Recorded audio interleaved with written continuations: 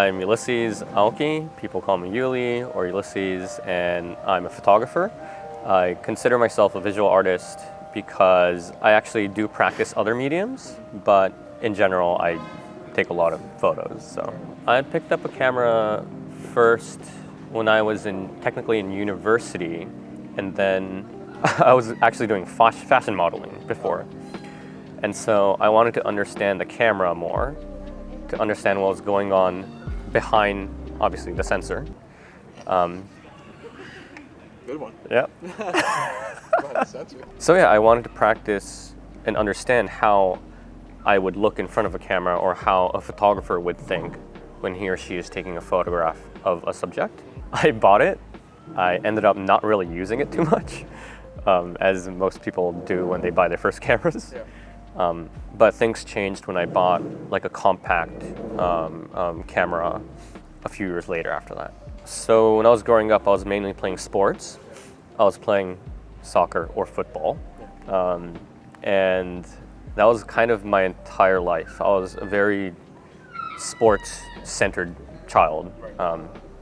My parents, though, they actually worked in art publishing houses. So I had art books all around me, but I was basically the jock. So I wasn't interested. I know I don't seem like a jock, so it's not in my personality, but yeah, but what I was doing was the stereotypical jock type. But yeah, I had these books around me, and I didn't really have that much interest in them before. But when I quit playing soccer, I got into fashion modeling, which I was actually doing from when I was a child. But when I was a child, I was just doing it for money, or because my family was just taking me to places, to like auditions or gigs. But when I quit soccer and then started to get back into fashion modeling, it was more of an intentional move where I wanted to be involved in something else and then learn how society worked through interacting with creative people. And then that's what really got me interested in photography, was that aspect of working with creative people. And then the fact that I was able to contribute to the creation of something. Yeah, so from then on, what happened was I ended up buying the photography books that my parents were making in Japan, and the ones that I had around in my house. They were not in my house anymore. And I was like, oh, these are actually nice books. And I started studying photography from there. I've derived so much from street photography, it's hard to separate myself from the genre, I think. But I just consider myself a photographer because I photograph anything. And I feel like I've always been that way. But I think it was just easier to label myself as a street photographer when I started, because that's technically what I was doing, was just walking around the streets and taking photographs, because when you live in Tokyo, that's what's so, yes, prevalent and available. Yeah, this is a question that I have trouble answering when people ask me what I shoot, but I usually describe characteristics of my work. I like to usually say that my photographs are usually dense and they can be colorful. They can be a little bit dark, depending on the person that I'm talking to. I might just say it's a little bit of a bit of a moody aesthetic to it too. Right. Not always, but it's a general characterization of what I do. Yeah. Yeah, I do like contrast, like natural contrast. So like in a scene like this, for example, like if I see this, I see that very flat, but I like these lights. But when I point my camera, for example, to that mirror, I like that pocket of light there. Yeah. And then I'm seeing this patch of light up here too. And in a way, I'm making an abstract composition through these different patches of light. And if I wanted to enhance that, I'd obviously minus the exposure. And then ideally, I'd have someone coming in frame here or here or here. I know that that's not feasible, so I give up. Yeah. Yeah. So I guess that kind of contrast really helps me compose something interesting and then really piece it up together almost like an abstract painting. Yeah. Do you camp a lot for your photos? Will you stick at a spot for a longer period of time? I think the more I feel stuck, I camp. As in, like, if I feel like nothing, if I feel like the light isn't good, if I feel like I don't feel anything in the atmosphere where something interesting might happen, I might like camp at a place with, like a reflection like this, or if there's like a pocket of light that I think something might happen, then I might camp. But I'm not as patient of a guy as I seem. I'm not that patient. So maybe like max like 10, 15 minutes, max. Yeah. Or then you'd, I don't know, look like a weirdo if you Yeah, stay there exactly. for too long. This dude's still outside my shop. You know what I mean? Yeah, man. His camera in my restaurant. In my store, right? It's like, what is this? Yeah. I used to have places that I just kind of defaulted to. Now less so. I don't know. I should have one, but I feel like I don't anymore. I like it good. Yeah. I like having variety. I like seeing new things all the time. So what I do though is I try to walk in like ways that I would never have before. Right. Yeah. No, I don't. And I don't like, I guess I don't like it when people might know what to expect out of me. because that means you're taking very similar photographs. Not that that's a bad thing. That's something that really creates careers, and I think in a way like you can hone in your skill set to such a degree. For example, like when you look at Alex Webb's photographs, like he has his own genre, I think, and he created his own genre, and that is brilliant.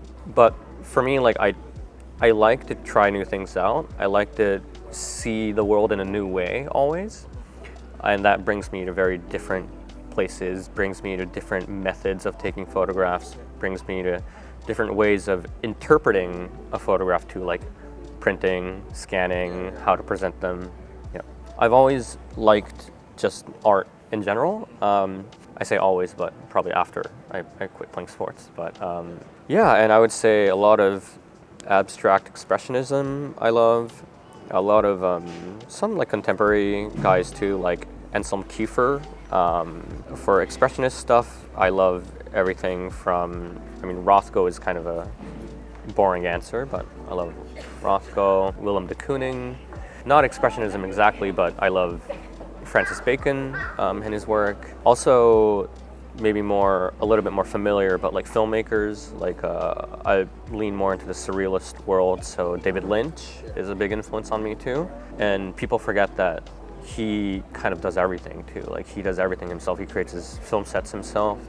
He not only shoots, but he has always been an artist, so he paints and he uses materials. He's a woodworker. He does everything, right? So I want to be like that, where I want to do everything on my own.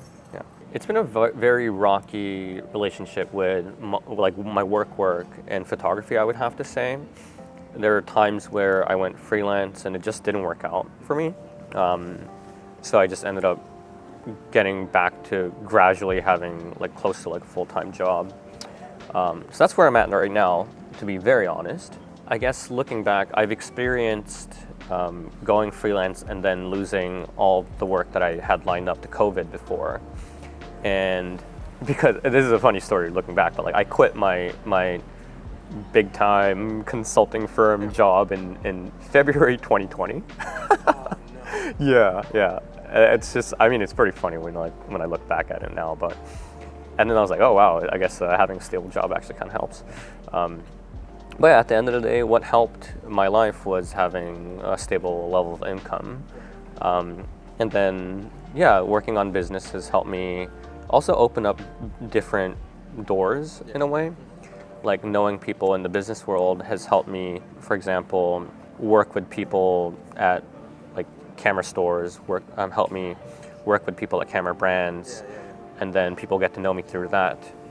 But also I think again, like having that stable backbone of income really, at least for me, it makes me mentally a little bit more stable, and it frees me up from having to work on photography gigs that I don't want. For example, I'm not saying this is lowbrow or anything. I'm just saying that like personally, this is not something that I enjoy doing too much, is like, doing like 1 million wedding gigs in a year, for example. Like I don't have to do that because I have a job that would pay more than doing a million wedding gigs a year, which is very helpful, and it's also very freeing because I get to take the photographs that I want, and I get to put out the stuff that I want without really caring too much about, especially these days, like the numbers of social media, where it's like so that's why my work isn't really tied to what my image of public perception would be of the output that I have. I used to really dedicate a lot of days to taking photos, and a lot of the time that would mean like Saturday early morning to late night, Sunday early morning to late night, sometimes before work, during lunchtime. After work I'd edit, and I used to shoot film, so scan and whatnot. Now it's a little bit more integrated with my life, I think. Not because of like time constraints, but because I think my approach to photography has changed a little bit. I'm trying to be a little bit more free of the process, I think. Before, when I used to have dedicated days to shoot, I would go out with a very specific mandate of I'm gonna get the shot. But I think that was after, I think I watched like a Pinkasov video he doesn't have many videos on YouTube, but Georgy Pinkasov from Magnum, but his way of photographing is very actually zen. It might not look like it because his photographs are amazing, but he's just like, I'm just gonna go outside, have a walk with my camera, and then we're just gonna enjoy life, and then whatever comes, you just have to appreciate it, and then have not even like be ready for the moment, but like just be there. And I was really surprised when I heard that from him, because he seems like, because he's intense too, like he takes so many photographs throughout his entire lifetime, but he's very open to everything in front of him. And so that's what I try to do. I try to be open to every single thing in front of me when I'm outside. Kawaii. That's cool. It's been great. Feels amazing. It's obviously a little bit slow, but I don't know, it's fun. It's a different experience. Makes you see the world a little bit differently, so I've been enjoying that. But I'm not really married to the idea of like only shooting with this, but I wanted to try it out, and I've done it. I actually enjoy the 35 to 50 range the most. And a 40 is like a good in-between. I don't necessarily enjoy the focal length that much, but these days the good systems are, for some reason, packed in a 40. So these days I stopped thinking about the focal length and started to think more about like the entire system as a whole. Because at the end of the day, that's what makes or breaks the shooting experience, I think. I also like this because it's very unassuming. I don't have to, I'm very introverted, so I don't have to like look at someone. I just need to do this, and then it feels less intimidating. It almost looks like you're on your phone. You know what I mean? That's true, huh? I never thought about it that way. Semblance of like you're just looking down, like scrolling or whatever. You're right, it does, huh? But not to be like sneaky or anything, it's just less intimidating, which I like. Because like people these days are very much aware of what the camera does. And then doing this is much harder than what it was, 10 or 20 years ago. But when you have something strange like this, people just don't know what it is. It's also kind of cool. I kind of like that pole there. It's kind of cool, huh? Which one? I don't know how the lines are coming into this pole. Yeah. Yeah, boring as shit, I know. But like,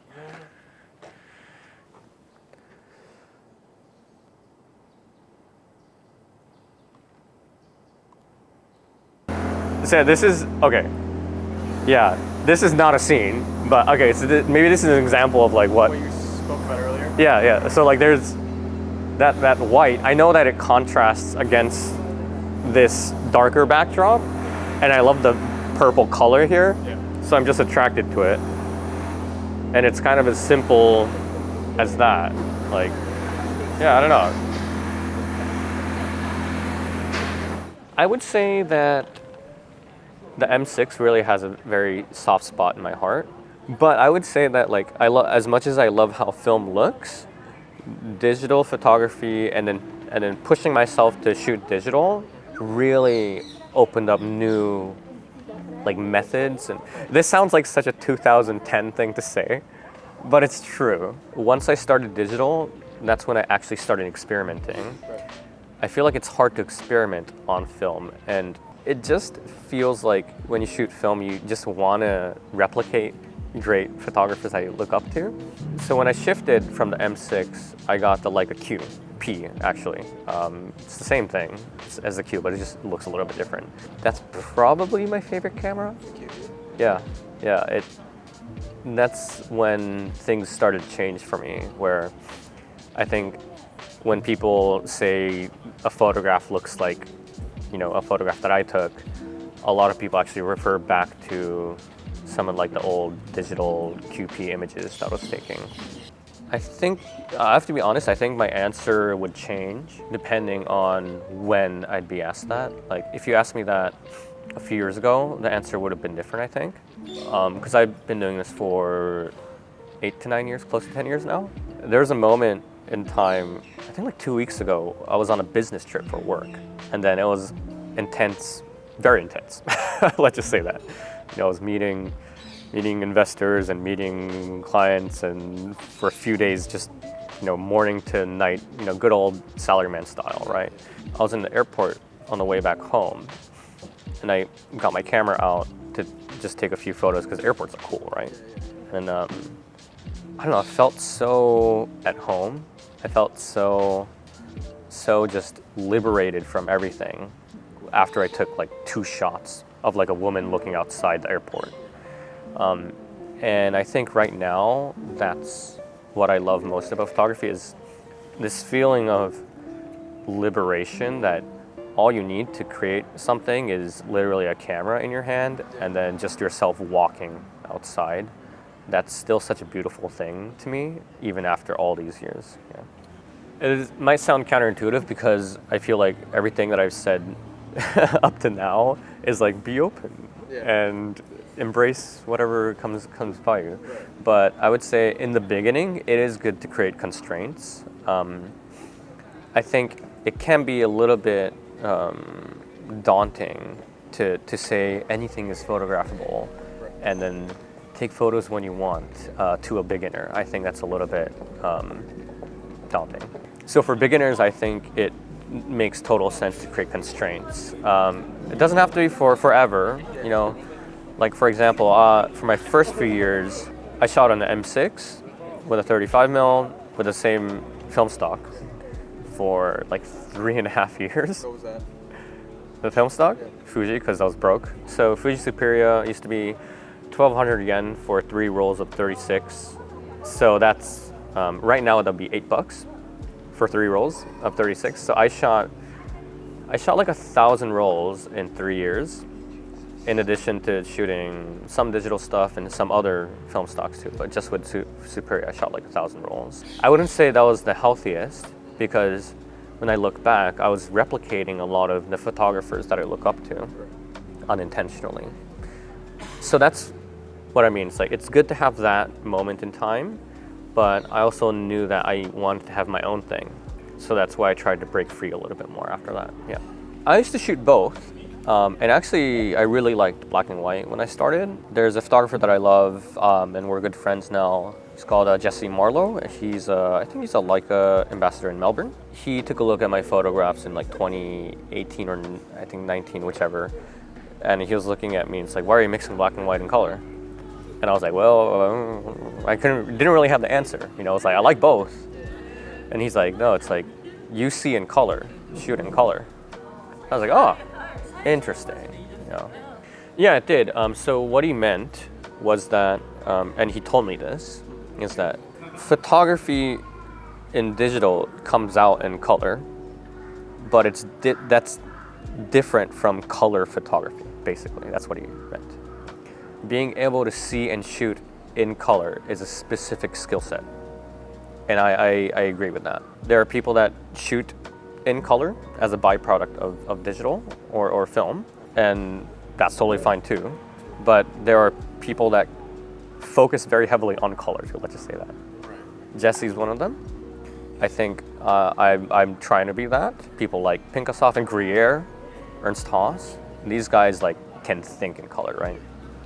So that's what really struck me. And I think he was hinting that like I'm getting at something, and he saw that I was able to somehow see in color, maybe not just there yet. So I was like, yeah, I guess maybe that is a specific skill set, and maybe that is something that I'm very interested in. So I tried to just go from there. So now I just shoot in color, yeah. So my main project called Density is basically, it's not only just a compilation of images that I've taken over these years, but it's trying to create a cohesive story through that. And also it's simultaneously a journey of myself finding the language in photography or a visual language that I can say is my own. But at the same time, I feel like the work that I've created over these years and the work that I've ended up liking over these years that I've created is very synonymous with how Tokyo is building and rebuilding, and then how everything seems like this one-up of density, whether it being the people coming in, to the buildings that are being created, to the culture being just denser and denser all the time, and then trying to complement that through the colors and the photographs that I think are good, which are usually on the denser side. Yeah. Ooh, that's a great question. I think a great misconception is that street photography is a label, but with the label, people tie in too many like visual stereotypes with it that aren't necessarily what street photography is or should be. If I try to break that down, for example, like there are people that think an Alex Webb style photograph is what street photography is, or what Henri Cartier-Bresson did is the definition of what street photography is. But it can mean so many things. Like you look at an Eggleston photograph, he's taken of a street in Memphis where there's nothing, and he's taking a photograph of like a couch outside. I think that's also street photography. I look at some of the more abstract photographs of Pinkasoff and Ernst Haas, and to me that's also street photography. It can mean many things, and people tend to just be a little bit fixated over the visual stereotypes of what they think street photography is. But I think it should be more open. So obviously I like this photograph, not because like it did well or anything, but because I feel like I was seeing something new when I took this photograph, where it's like it didn't have to be like a reflection, it didn't have to be a crazy scene. So yeah, this photograph really was good in that aspect. The backstory of it was I was eating a meal with a fellow lady, and then I'm very shy, so I don't take photographs around people when I'm with someone. But there was this guy just waiting the whole time for someone. Nice, great hair, suit on, just the whole time waiting like this. And I saw that and I was like, I need to take a photograph of that, but I'm with someone, so I won't.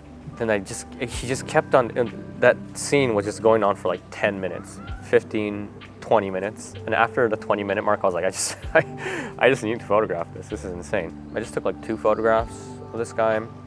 Like interesting story too, because everything else outside of this frame is a normal restaurant. And this is the only frame that makes it almost look like that's the whole scene. Yeah. It looks like it came from like a David Lynch film. But again, on the other side, just like a normal restaurant. So that's also where I learned that photography really it doesn't really represent reality very well. And it depends on what the photographer wants, what do you say? The viewer to see. Yeah, the viewer to see, yeah. I also like this photograph. I don't think it's very crazy or anything. I think it struck me as a time where I learned that my photographs can be complex, but can feel a little bit more contemporary too. It's hard to break that down too much, but I don't know, visually it looks somewhat similar to like the colors and the aesthetics that I liked from before, but it feels like it's something new. I can't really grasp it. I think it has to do more with like, it's not really like a decisive moment kind of situation, but there's more going on in the frame, but somehow it sits well in one picture. And that's something that I'm trying to work on a little bit more right now. Yeah. This is just like recency bias. Yeah, very much recency bias. But I shot a cover of a men's magazine recently. Yeah, I don't know. It's simply, I like the photograph. I think it turned out well. I really like the guy that I shot too. Good friends with him now.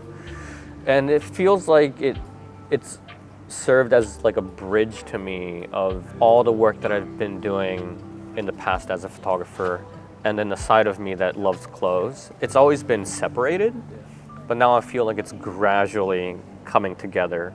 And then through this shoot, I've had a few more requests for like menswear stuff, which I've always loved. So I don't know, it just feels like my personal life and my photo life is starting to gradually come together. Do you think is that a goal for you? You know what? In the past, it was intentionally separated too, because I felt like, you know, the hippie that I am. I was like, I want people to know me for my great photos, not for who I am or what I do. But today, you know, after doing this for like, you know, a while, it starts to get tiring when you separate everything. And then you kind of do wish that everything starts to morph into each other, because that's when work becomes play and play becomes work. And I'm starting to experience that a little bit more now. So I'm trying to be open to like putting myself out there a little bit more now. Yeah.